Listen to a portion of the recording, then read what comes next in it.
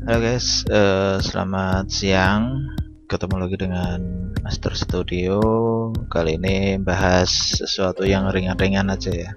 Ini sama-sama hobi saya, yaitu motovlog dan goeser, motovlogger dan goeser ya. Ini ada beberapa persamaan dan ada juga perbedaan yang menurut saya sudah saya rasakan untuk saat ini, dan mungkin saya berbagi supaya para motovlogger dan para goeser bisa memilih mana yang lebih pas untuk dilakukan. Dan ini hanya persepsi dari saya sendiri, tidak mesti harus begini ya. Jadi bisa disimak baik-baik, kalau salah ya jangan diolok-olok, kalau ada benarnya ya buat dikaji lagi. Oke, yang pertama persamaan motovlog dan goeser. Yang pertama adalah sama-sama kegiatan di jalan ya. Ada jalan aspal dan ada jalan yang off-road. Sepeda motor bisa jalan raya jelas ya, dan sepeda ontel itu bisa on road atau road bike, namanya RB, sepeda RB itu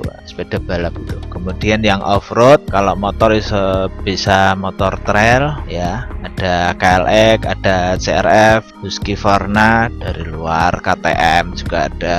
Kemudian untuk goes juga ada yang bagian off road, ada MTB mountain bike, ada yang hardtail yang medium, dan ada juga yang downhill yang mengayuhnya enggak begitu banyak, cuma mengendalikan setir, karena itu downhill menuruni bukit cukup banyak turunannya dan banyak belokannya. Seru banget ya, di YouTube banyak sekali konten kayak gitu dan memang seru banget ya. Itu sama-sama ada off-road, ada yang jalan aspal. Kemudian yang ketiga, motovlog dan goes itu sama-sama bisa dibuat konten ya, iyalah namanya kegiatan apapun bisa dibikin konten, dan tentunya kalau sudah monet bisa menghasilkan, bisa mengganti kos dari tiap perjalanan. Kemudian untuk persamaan yang lain, nomor 4, ini sama-sama bisa bikin gaya. Contohnya adalah aksesorisnya, dan kemudian tool-toolnya, kemudian jersey-nya, helm dan lain sebagainya, sepatu itu juga bisa untuk story ya, instagramable katanya ya, kayak gitu. Dan mungkin untuk penggiat fotografi ini bisa diterapkan di sama-sama motovlog atau goes. Itu untuk persamaan. Saya masih belum dapat yang lain, mungkin ada banyak sekali yang lain, cuma di otak saya baru nemu itu. Kemudian yang paling mencolok ini ada di perbedaan motovlog dan goes. Yang pertama, ini kebalikan guys. Perbedaannya adalah kalau on road itu motovlog bisa untuk pemburu pemandangan ya. Kalau di jalan aspal motovlog itu motoran ya, bikin cuci mata lebih mantap karena jalan jauh lewat aspal, jalan halus santai gitu ya. Tapi kalau goes di jalan aspal itu lebih ke sport, karena aspal biasanya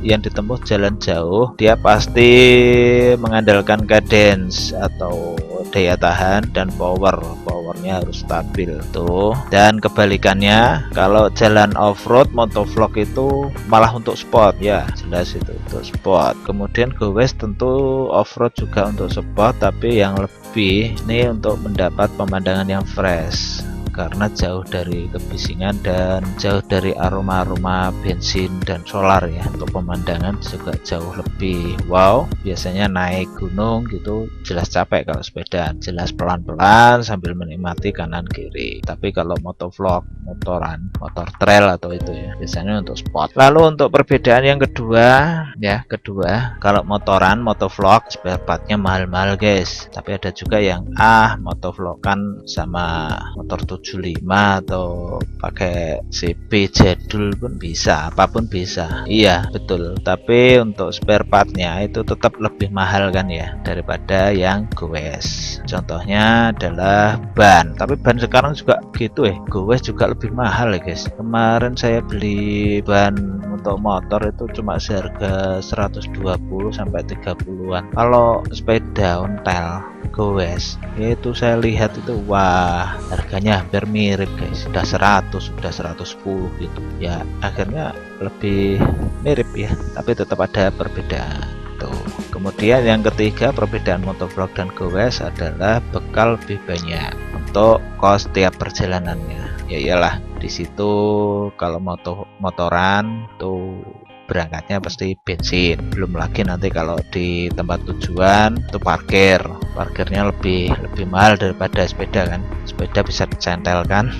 Kemudian belum lagi kalau kena tilang guys, kalau lupa bawa surat atau apa, itu opsional ya, opsional, itu enggak mesti, harus dipersiapkan dulu lah surat-surat. Nah, beda lagi kalau goes dari rumah, nggak usah beli bensin, cukup makan. Padahal motoran juga harus makan dari rumah ya, kecuali kalau makan di tempat tujuan nggak masalah, nggak butuh power yang lebih untuk motoran. Beda kalau goes harus mengayuh dari rumah ke tempat tujuan, belum lagi nanti dari tujuan balik ke rumah lagi. Dan ini perbedaannya di situ. Dan yang dibawa apa? Cukup bawa air dan cemilan, itu aja udah cukup ya untuk sepeda atau goeser. Beda untuk yang motoran, harus bensin lah, harus persiapan parkir, persiapan lebih. Kalau nambal ban pasti biayanya lebih gede daripada nambal ban ya sepeda ontel gitu ya kan. Sepeda ontel bisa nambal sendiri guys, tinggal bawa pompa kecil gitu. Motoran juga bisa sih. Kemudian perbedaan yang keempat, nah ini yang jelas, ini yang motoran meninggalkan polusi dan meninggalkan suara guys, jelas. Ini kadang ya ada yang senang dengan suaranya, tapi polusi jelas nggak ada yang suka ya. Kecuali kalau motor RX King zaman dahulu itu saya pernah pakai, dikasih minyak yang baunya harum gitu. Wah, meninggalkan polusi, tapi banyak anak-anak yang mengetutkan itu apa itu, membuntuti lalu menghirup baunya itu yang harum. Tapi ada yang resit juga, itu oli sampingnya dikasih cabai atau merica. Walah, yang belakang itu langsung merem-merem. Kejadian konyol, jangan ditiru ya. Beda lagi sama yang goes. Goes itu bersih dari polusi dan suaranya hening guys, terlalu jelas ya. Kecuali kalau sepedanya itu yang bagian roda belakang dikasih gelas air minum yang sudah nggak terpakai, ditaruh situ. Siapa yang pernah tuh ya. Kemudian yang kelima, untuk perbedaan motovlog dan goes yang jelas seperti tadi, biar nggak ketilang harus menyiapkan surat-surat dan segalanya untuk keamanan di perjalanan. Tapi kalau goes ya surat untuk KTP ya, biar kalau ada rahasia orang ganteng ntar bisa kena, nanti identitas harus dibawa. Terus cukup bawa air, itu aja udah cukup ya. Bedanya adalah surat kendaraan harus dibawa antara SIM dan STNK, tapi kalau goes nggak masalah. Tuh nomor 6 atau nomor yang terakhir yang saya ketahui dan saya jalani, kalau motor ngadat dorongnya itu payah banget guys, apalagi kalau nanjak. Wah, itu bisa jagungnya sebesar keringatnya sebesar jagung ya. Tapi kalau goes, kalau sepedanya ngadatnya kenapa ya kira-kira? Paling ban gembos gitu aja ya. Itu pun nontonnya juga nggak terlalu berat guys, kayaknya lebih enteng nuntun daripada goes naik ke bukit kayak gitu ya, nanjak. Itulah untuk persamaan dan perbedaan yang sudah saya bagikan di sini. Dan silahkan dipilih untuk motoran menjadi motovlogger atau bersepeda menjadi seorang goeser.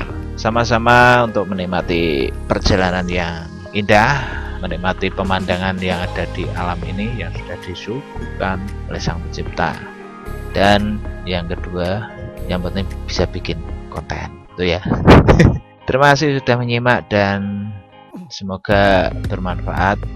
Walaupun perbedaan maupun persamaan bisa diambil hikmahnya, mana yang perlu dan enggak perlu. Terima kasih, sekali lagi terima kasih, dan wassalam. Ketemu lagi di podcast selanjutnya. Bye.